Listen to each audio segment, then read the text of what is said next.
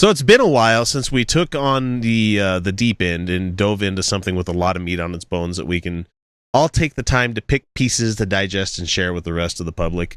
The subject of not only full of our scrutiny, but ire, is a piece by someone who I had revered for quite some time, and that's David Smalley. And this isn't going to be a hit piece if you're a fan of David or Dogma Debate. I have to let it be said that I feel as though the show has changed quite a bit since he swapped venues from Texas to LA. And in my opinion, not for the better. Better for him, of course, because now he gets all these stars on his show because he's on that network. And I'm not begrudging him that. Like, he can have that show. But the Dogma Debate I listened to 2 years ago is not the same show that it's on now.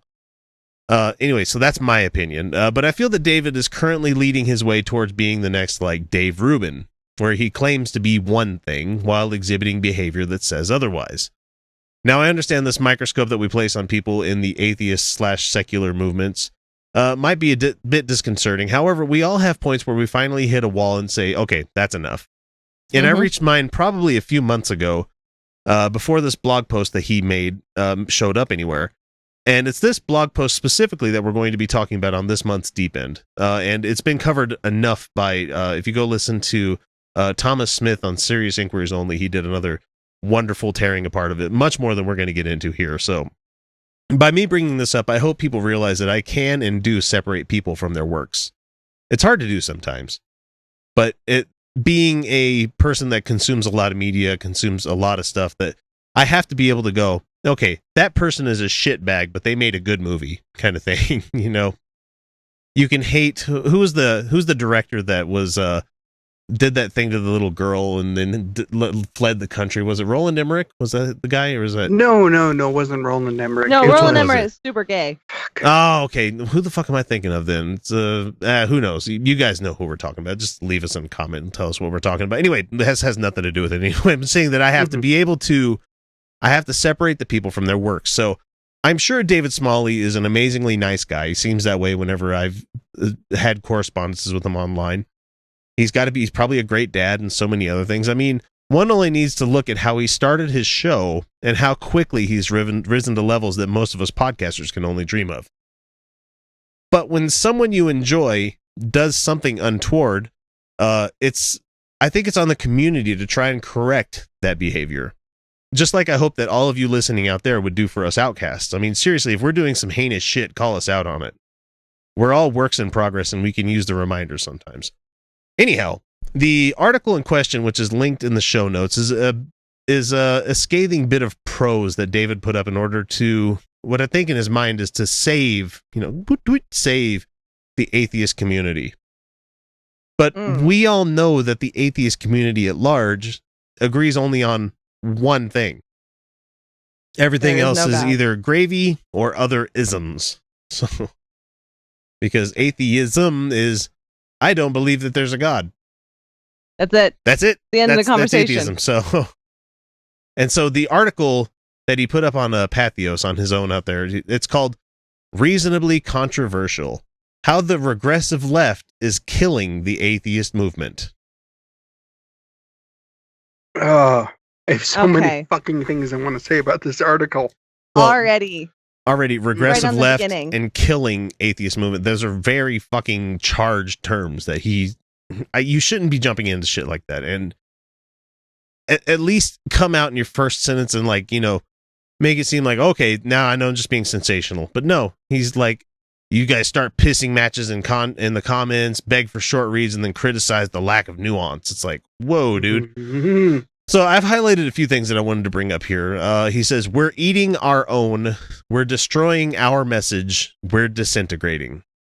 Okay, I will agree on the eating their own, but for absolutely opposite conclusions he comes to. Yeah. Destroying our message. What message is that, David? There's no God. Okay, that's the atheist movement. If you're talking about other stuff, like intersectionality, feminism, are we talking about humanism? Are we talking what is our message that we're supposed to be giving to people? We're disintegrating. Don't be so dramatic. No. And in this world, we're not disintegrating. We disagree with each other on some points. Yeah, and the thing I'm not going to let shit slide on is if other people have the right to exist. I'm not going to let that slide. Yep. And if that means that I call people a racist or xenophobic or transphobic or, what the fuck is the other one? Where people that are against gay people and it's homophobic. There you go. Homophobic. It's like, if I call you that, that's because you're exhibiting behavior of that kind of person. So anyway, he said, in this world of black and white thinking, sometimes it can be black and white, David. There are binary thoughts. Well, okay, so this gets to a point where I've run into this before, where people who pretend to take the high ground by not picking a side. No, Right. sometimes the right answer is to pick a side. Yeah. Now there are nuances. Sometimes you have to pick a side. Yes. Sometimes we run into difficult situations where it's hard to pick a side.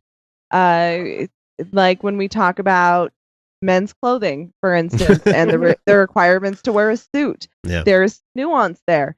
But when we talk about trans people, there is a right and wrong, and there's a right and wrong based on evidence. And if you refuse to take a side, you are a coward. But that's the thing. You are being a coward for profit. He's trying to say that you can't pick a side, because if you pick a side, that makes you an extremist in that direction, and you're going to have mobs headed your way. He says, if you share a post from Black Lives Matter, then you obviously hate cops and white people. I know he's being facetious here. I know you can read that. That's fine. And he says, if I have a backing the blue... 99% of this article is facetious. Yeah, backing the blue bumper stickers used to mean you understood the tough jobs that police have, but it also means you're a racist asshole. Okay, here's the thing, David, and this is something I've talked about with people that are law enforcement officers. You get to take that off at the end of the day. Yep. He agrees here. He's like, you can be a supporter of Black Lives Matter, and you can also acknowledge that cops have a hard job. Yeah, you can. Yeah. But you can also realize that the police don't say that they just have a hard job. They also overstep their bounds way too fucking much. There's a systemic problem with the way that we handle policing in this nation. There is a dramatic bias in the law towards police. The law is written in bias towards the police. So even when a police officer does something wrong, it's different for a police officer. The law is different for them. Right. So we can say Black Lives Matter and that we oppose the policing system. Yeah, the broken window policing system that we have in this country needs to be reeled back. Make them stewards of the community, not driving down the road like, what's that black person doing, or what's that young man doing over there? And not to pick apart his article too much. Yeah, but for the fact that he started his article, the fact that he started this whole thing out by deriding the fact that people don't pick up on nuance and don't pay attention to nuance. 90% of his article is completely devoid of nuance. Yeah. Let's see. He says here, if he continues, he said that if you think Milo has reached the limits of free speech by abusing it and bullying people, you're a social justice warrior snowflake who can't stand to be disagreed with. Okay. You can be a social... Man. I don't even understand what point he's trying to make in that. If you think Milo hasn't reached those limits, and you should still give those speeches even if he's completely wrong, you hate everyone in the LGBT community, you piece of shit neocon. He is expressing a lot of internal... This is a false dichotomy. This is a false dichotomy. Very false dichotomy. It absolutely is. The whole thing, his whole article is a complete straw man. Yeah. He's building his It's a factory of straw men. It absolutely is, every single one. Ultimately, what it comes back to is himself. Yeah. He is above all of this. There is a lot of ego in this thing. Yeah. He is above all of this. And this is where I want to point out that we have several studies that show people who think that they are above bias, people who think that they are above emotional thinking, people who think they are above these mistakes are the ones who are most likely to make them. And Right. I don't want to be too much of an asshole, but as I'm reading this, I'm seeing a lot of one sentence paragraphs and stuff, and the internal writer in me is going, "You're not writing dialogue. You're you need to beef up these sentences a little bit more. You need to put some semicolons in here and talk about things. You need to make some lists of things." And sorry, just the copy editor in me is just going, No, yeah. scratching my own eyes out reading this. Yeah, let's completely walk away from the fact Walk that away this from is the writing style. Yeah, a terribly written article. Let's ignore that. It honestly reads a lot like how somebody does a talk show would talk. You know, make points up and start talking about it. It sounds good to be like bam to bam to bam and talk about this stuff like as you're going on a chat. Right. But as a person reading, all it takes is you reading that sentence and be like, okay, that's wrong. Right. Yeah. No, yeah. As you read this, don't forget he's arguing against himself. Yeah. That's all it. right. He said There's that nobody making these arguments. I already brought up his reality check about Black Lives Matter and cops can have tough jobs. He said if you're an atheist and you think religion is poisonous to culture, that by definition includes Islam. But if you say that Islam is a poisonous religion, you're an Islamophobe racist who hates all brown people. Again, false dichotomy. Absolutely. Yes. I know what he's despise trying Islam. to do. I despise Christianity. I despise all religions. But Yeah, the thing not is, fan. I'm not going to be like, oh, well, you know, I think those people should not be allowed to wear headscarves. That's Islamophobic. I despise you know? the idea. Yeah. I despise the Right. idea, but the human beings behind that have a lot of more complexity to why they are the way they are. Mm-hmm. We can despise an idea Right. and not despise the human being. Yeah. And I know Right. that sounds a lot like hate the sin, not the sinner. That's not it.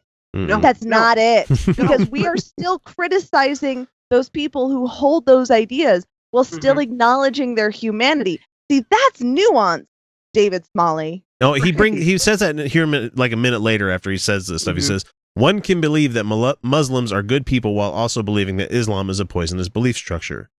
No shit. Just like we could say that Christians can be good people while Christianity poisons American society. These aren't mutually exclusive properties. We're talking about people versus their ideas. Then why the fuck would you even bring that up in the previous paragraph And if you're that's not exactly just... it. Because what Exactly. he's characterizing people in these false dichotomies. He's sitting there saying one can do this, and then he's not doing it at all. And he's saying that that's the reason everything's breaking up. That's the reason you guys are killing the atheist movement. No. People killing the atheist movement are people like David Smalley. Yeah. We're gonna get there, I think. That's it. Let's see. That's it. That, yeah. Shit like this. I mean, it's really you're like one step away from thought police. Yeah. This is how you atheist correctly. I have an argument here. What if right now isn't the time for an atheist movement? Now, we had one, and it did a lot of good. There was a lot of problems in it, and those are being addressed right now.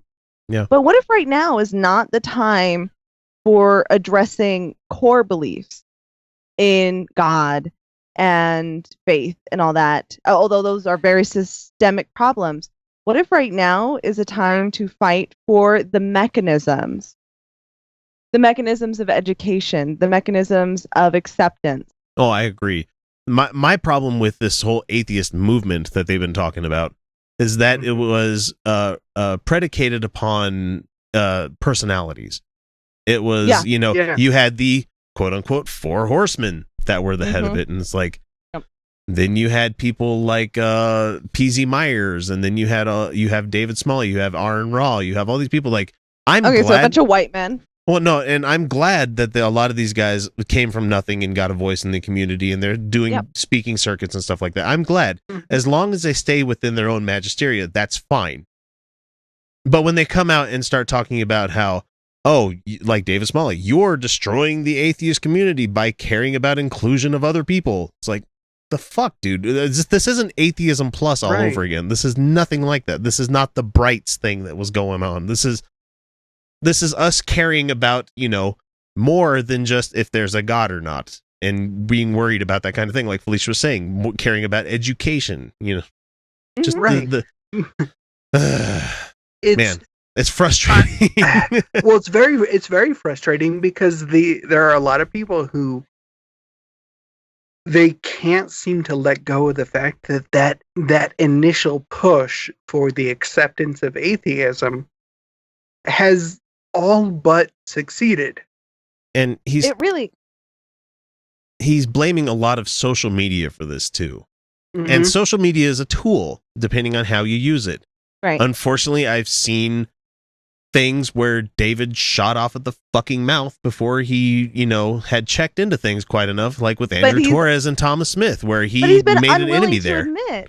He's been unwilling to admit when he's wrong, Yeah, which is Well, yeah, the but that's credo of the complete- skeptic, right? yeah. I mean, to give him a little bit of credit, that's completely human. It is. I mean, it is, That's the thing. but he he's- doesn't admit. Yeah, he's afraid he won't admit to it. That's just the problem. But isn't it? while at the same time putting himself on this little platform saying, "No, I'm better than all of this." I'm perfectly willing to accept and admit when I'm wrong. Yeah. It's just I'm never wrong. Except, hey, when that happens, I'm happy to admit when I'm wrong. If that ever happens, Yeah, but had he won't admit it. He had this one statement: "We attack our allies for the 5% differences that we see, instead of unifying on the 95% and working to combat the common enemy against science, freedom, and reason." Holy Except shit! for no. Holy No. shit! Bring up Dr. Bob Price, why don't you, David? Mhm. You'd had him on your show. The amazing atheist thinker that was wrong in some very fucking fundamental ways. You had him on your show, and you may agree with his atheism, you may agree with him talking about historical Jesus and stuff like that, but the fact that he attacked Hillary Clinton the way he did, and he made himself look ignorant as fuck on your show, and you gave a platform to that. You sit there and say that we attack people for not for things that aren't based in science when we have scientific information about this. I am absolutely going to I'm absolutely going to call people out for being transphobic Yeah. when we have so much science about transgenderism. And I'm going Right. to keep fighting it as an ally, and that's not for me to bestow upon myself. That's for the people in that community to bestow upon us. But the thing is, as long as there are people in the trans community, A, being killed because of who they are, Yeah. or B, committing suicide at a much fucking higher rate than anybody Too else, high. right. I'm going to be fighting for it. So, And again, we return to the leading paragraph where you deride everybody yeah. for ignoring nuance. And he says here, quote, And it's nothing but a lack of nuance in what you're saying. What David Smalley is saying is that we are attacking people for things that have nothing to do with what we care about, like science. But what we're attacking them for is being anti-science. Yeah. What they are doing is they are cherry picking, and these are the same assholes that are like, and the consequences are real. these are the same assholes that are like, oh, it's always fucking identity politics with you people. It's always identity politics. And it's like, yeah, because That's that's what it is. That's what That's all politics what are. it is. Guess what? Here's a really quick one to. Okay, yes, I agree. All politics are identity politics because we are. But I am not trans. Nope. I had some really wonderful conversations with Marissa Alexa McCool, who we've had on the show, and who is a Mhm. wonderful outspoken trans woman, where we discussed our experiences of coming out, my experience of healing from abuse and recovering from abuse, and her experience of coming out as trans. They're not the same, but we did experience a moment of understanding and empathy through conversation. That's called nuance. Mhm. And David wanting to entertain ideas that are anti-science and and so disprovable and consequentially so horrific. He does not get to speak down to me. No. He does not get to speak down to me and say that I am lacking nuance. I am not the one lacking nuance here. I'm the one saying there's a person here. There's a person right here who life is in danger because of these ideas, and you want to debate them? Yeah. No. This is not how culture works. He had a very good episode. I think it was one where Alex Jules was on along with Eli Bosnick, and they were talking about Black Lives Matter and stuff. And David's like, well, they shouldn't be able to stop traffic and, you know, stop people from moving along and, you know, make ambulances be late for things. And it's like, no, like, that's how protests work. Unless you inconvenience people, they're not listening to you. Like, they've tried the other stuff and nobody's listening. Funny thing about ambulances is that they're hooked up to a network that's always watching traffic and is guiding them on the best path as best they can. Oh, what about a car crash? Yeah. What about a car crash, guys? Ambulances can get stuck in those too, except for, again, they have a network and they have lights and sirens that allow them to use emergency lanes, that allow them extra access. And I guarantee you that if an ambulance comes through lights and sirens, Black Lives Matter is moving their asses. Yeah. Because come on. It's an ambulance. You know, it's a cop car. You let them through. about the only situation that you could say that an ambulance legitimately couldn't move. The only situations I've known that an ambulance literally couldn't move were in situations like on the God, what was the bridge that they shut down in New Jersey? Was it? Oh, this is the GW, Yeah. the GWB? Yeah, the George Washington Bridge. Yeah, where they actually shut down the bridge. When there's a bridge you're talking about, and you have an ambulance stuck on the bridge, there's literally nowhere for them to go. They couldn't move. So David wants to say here, and we wonder why we're losing elections, losing funding, and our conferences are getting smaller. I'm honestly not worried about the conferences getting smaller, David. I don't know why. Again, that's not my audience. Because it's not a time. It's not the time for atheism right now. And he says, okay, because guess what? This is the smallest question in the question book. But the thing is, he's saying you answered the easiest question there is. There is no God. Great. Now you know what else there is? That's why we don't talk about it that much on the show. We talk about church state separation. We talk about hypocrisy a lot. Josh Duggar every once in a while. But we actually don't talk about the not being a God that often. Because it's not, because it's a question that it's been answered. And the apologetics are boring. It's boring.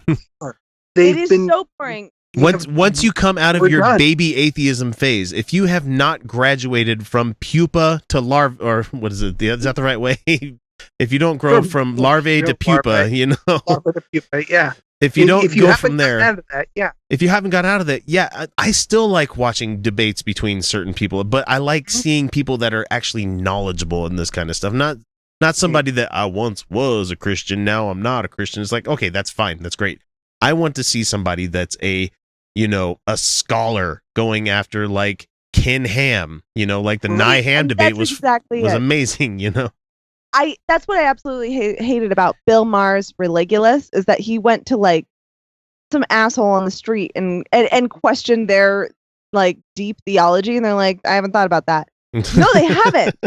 And you know what? And okay, because there are human beings behind their faith, and there's a lot of cognitive dissonance, and there's a lot of problems.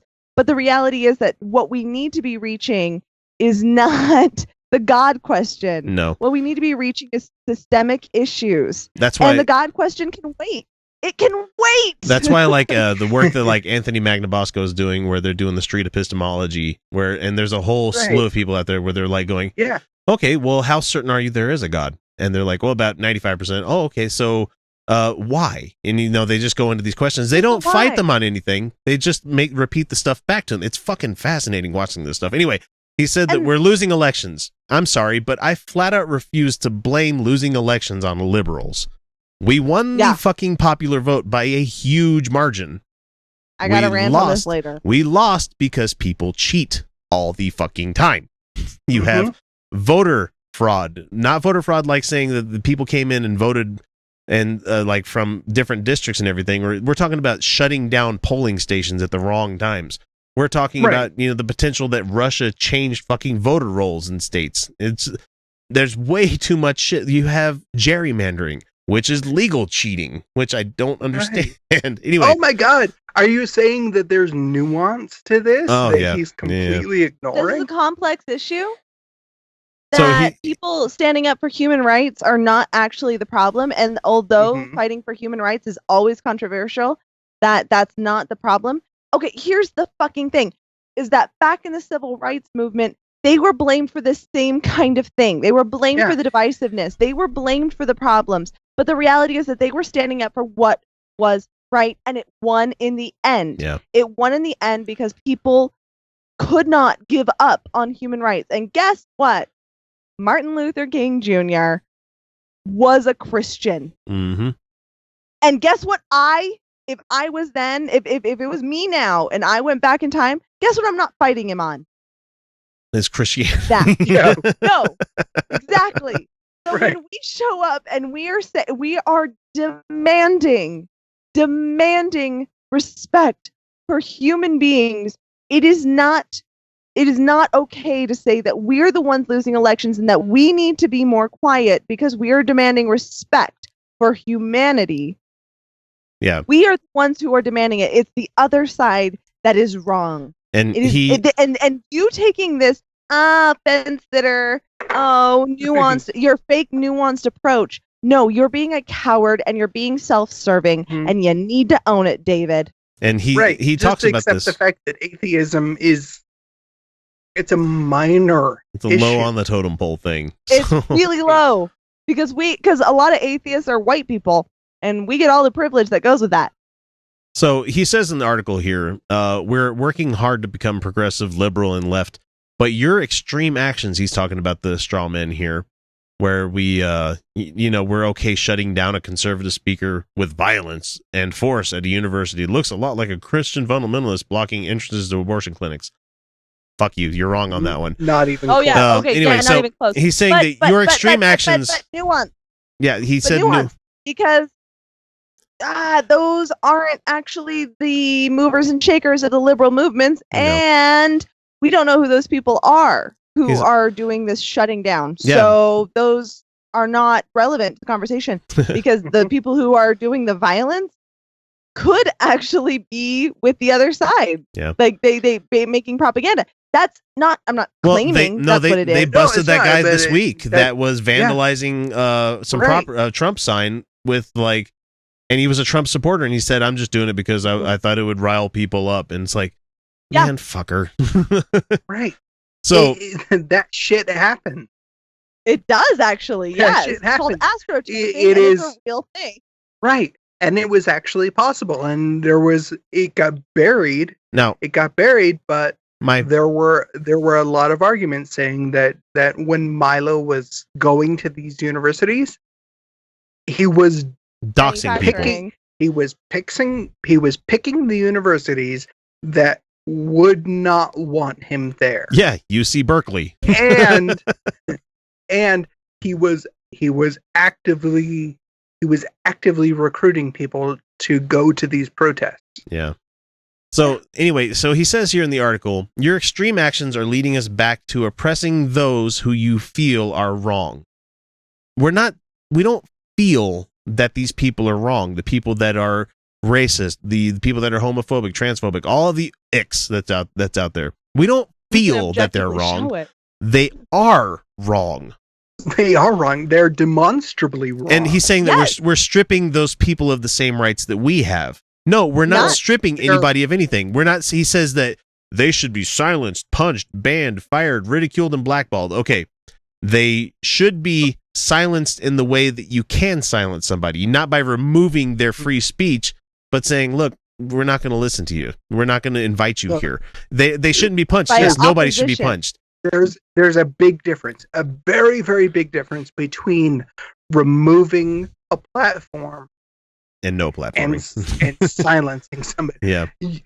Saying, no, you don't get to come to this university and he said, deliver your speech that is without opposition, because many of these protesters actually were not opposing the speaking. Yeah. They were opposing the speech. Yeah. Right. What was actually being said. Many of them were like, look, I'm not actually trying to get them removed. What I'm trying to do is say that this speech is abhorrent. What we're trying to do, we're waging a war, quote, of ideas in where one can say a thing and we can loudly oppose it. And that's funny that he brings up how we would use something like getting someone fired. If you have racist, homophobic, whatever the fuck it is views, and you post them out there for the world to see on a public area, and it somehow makes its way back to your boss, and they don't like the fact that they have hired you, that is their fucking right to fire you. You know, it's not... And he's also saying ridiculed. I'm sorry, I thought that was a First Amendment issue. I can ridicule whoever the fuck I want, Dave. We've spent 30 minutes ripping apart your shitty article that you've written here, and I hate to get all angry and shit, but it's like we shouldn't have to be defending the fact that we are using the tools in our arsenal to fight these bad fucking ideas, but yet you're the one saying that we're the ones ruining everything because we're fighting for people's rights and shit. No, what you're doing, David, is giving a platform to these ideas. You're giving them legitimacy. And you are a part of the problem. You are Bill Maher having Milo on and calling him Chris Hitchens. Right. To grant somebody a platform, to give them an opportunity to speak about abhorrent things, there's a point where you have to say what you're saying and the things you stand for are absolutely abhorrent, and you don't. That's it. It's unacceptable. Not all ideas deserve merit. No. Not all ideas deserve merit. No. They don't deserve. They don't deserve speech. If we do any of those things, don't deserve it. If we silence them, if we punch them, ban them, fire them, ridicule them, blackball them, which I don't know what the fuck that means, blackballed. But anyway, he says, if you're doing any of these, you're regressing the liberal goals away from equality, human rights, and peace, and back to old conservative ideas of war, violence, force, and blasphemy laws. Absolutely fucking not. No. Because there is widespread support of this fucking article. There are a lot of people like, yeah, Dave, yeah, good job. And because we are not legislating it. Yeah. This is not the thought police. No. Right. This is the expansion of ideas. Right. And we are gaining more access to more information, and despite the internet allowing us access to a lot of bad information, we actually have access to more good information, solid information that is reliable. This is not the thought police going, you are not allowed to have these ideas. What we're doing is we're saying we are not going to entertain ideas that are useless anymore. And we can show it. We can prove that these ideas are useless. Yeah. Right. You would laugh somebody away if they told you Van Gogh was a terrible artist. You would laugh them away. If I was approached on the street by somebody that says, I'm a flat earth believer, I would fall on the goddamn ground laughing my ass off at them for actually believing this shit. Right. But hey, I'm sorry. He's allowed to have that belief. It's about nuance. He's allowed to have that belief. Look. Yeah, he's allowed to have that belief, but we don't have to have him on the fucking show. Right. People are allowed to be wrong. Yeah, I'm sorry. People are allowed to be wrong. But that doesn't mean we are allowed to laugh in their fucking face. I'm allowed to ridicule that shit. It doesn't mean that the rest of the world does not get to say, no, that's wrong. That idea, that thought, that speech deserves to live on that dung heap of history. Yeah. Where we have taken all of these backwards, shitty ideas and said we're moving beyond that. Yeah, we're not talking about this anymore. You know, that'd be great. I'm gonna keep coming back to this. He's missing the fucking point. Yeah. He absolutely these ideas are not born, these horrible ideas, these hateful ideas are not born out of genuine belief. What these ideas are born out of is fear. And ignorance. And ignorance. And he is refusing to address that aspect. Oh, here he is right here. He wants to address he pretends to address them on this intellectual level, and he is disregarding the human level. This is what he says. Then mischaracterized. This is what he says in his article, and this is the last line I'm going to read from it, because honestly, the last part of this article has some nice stuff in it. I mean, it sounds really nice, but the problem is that he preempts a lot of the stuff that sounds nice with bad fallacious thinking. And if he had us on to talk about this, be like, this is where you're wrong, and this is why. And so anyway, he says here, I am controversial simply because I am reasonable. No, you're not. And I think through issues out loud on my podcast. No, for the most part, I hear you sighing a lot and you asking the same question 72 times to the person that refuses to answer that question. He said, I make myself vulnerable. I admit ignorance and strive for compassionate compromise to gain peace. You don't admit ignorance. No. You shit all over Andrew Torres, which seems to be one of the nicest people I've ever talked with on Facebook and YouTube and Twitter and shit. Seems like a nice guy. Got a great podcast. Works with Thomas a lot. I love Thomas. And they strive for compassionate compromise to gain peace. No, they don't. You antagonize things so badly. No. What he does is he antagonizes people who are striving for social justice. Sorry, how dare I'm not going to shy away from it. Yeah. He antagonizes those who strive for social justice and then asks the same boring questions that are useless to ask to people who are on the other side. He doesn't actually get anywhere. He's so nice. He's so nice to people who he, quote, disagrees with. But then when it comes to people who are fighting the actual battle for the rights of human beings, he sits there and condemns them. So go fuck himself. It's kind of like how he brings up the problem of evil with every creationist that's on his show. It's like, have we not reached a consensus on this answer yet, David? Have you not have you not realized that Christians are not going to be able to answer that one for you? The big problem here is, and I kind of hate to say this, but the big problem is this article and his argument is really that he is really trying to stay relevant. He's better than all of us. Oh, he's a comedian now, and he's got Adam Carolla on his show, and he's never got funny. Right. And I'm sorry, but he's no longer relevant. Hey, we say some funny shit on the Patron show. Anyway, the last line that I wanted to say, and then we're going to cut this loose because this is almost a whole episode of its own. He says, I refuse to let either side adopt me as a cohort. We don't want to adopt you. We want Pick you to a fucking side. We want you to think for yourself and come to a conclusion on something instead of be like, I'm just going to be up in the air about all this shit. You have an answer for atheism. You have an answer for your atheism.